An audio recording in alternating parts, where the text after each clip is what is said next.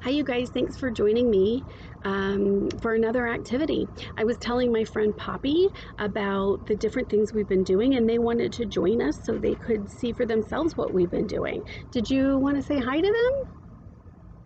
What? Oh, Poppy's feeling shy, but they say hi. So today I thought what we could do is make sock puppets. Is that a good idea? Okay, so one of the main things you need for sock puppets is your imagination. Your imagination, because sock puppets can be all different. So whatever you can imagine, you can make into a puppet. So Poppy has wings because Poppy likes to fly.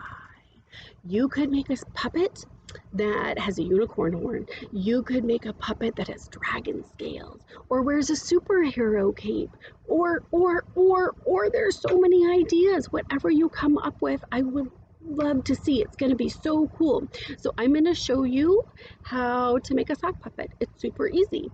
So I'm going to scooch Poppy over here. Poppy's going to watch from the sidelines. So you should have a bag, and in it, you're going to find a sock. You're going to find some yarn and some thread, some pom-pom balls, some buttons, and some pieces of felt. The felt is, you're able to cut the felt with scissors. You might need grown-up help with this because this is much thicker than paper. So this is kind of hard, but you can, again, you could cut out polka dots, you could cut out dragon scales, you could roll it up and make it into a unicorn horn. This is what Poppy's wings are made out of, is felt. So anything you can come up with, again, a superhero cape, a dress, whatever you want, you can probably figure out a way to do it with the felt. And then the other thing that you have is some glue. You should have a little bottle like this. To get the glue ready, you're going to have to take the cap off and then cut the tip, okay? That way the glue will be able to come out. And then you should have a sock. And don't forget, you need your imagination too, right? All right, so I'm going to put this right on my hands. I think it's easier to make the puppet if I am wearing the sock at the same time.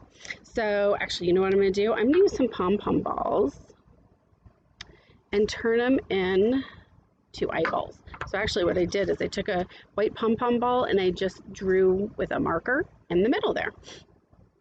So I'm going to get it positioned how I think I want it to go. So where I'm going to put the eyes on the top. You know what? I made Poppy with 2 eyes and I'm making this one with 2 eyes, but you don't have to use 2 eyes. Your sock puppet could have 1 eye. Your sock puppet could have 26 eyes. Who knows, right? So for the glue, you don't need to use a whole lot. A little bit of the glue goes a long way. So I just put 2 dots on there. And now I'm going to attach my pom-poms. I'm going to have to be careful with it while it's drying. But there is an example of a new friend I am making. I'm going to have to give this one a name too.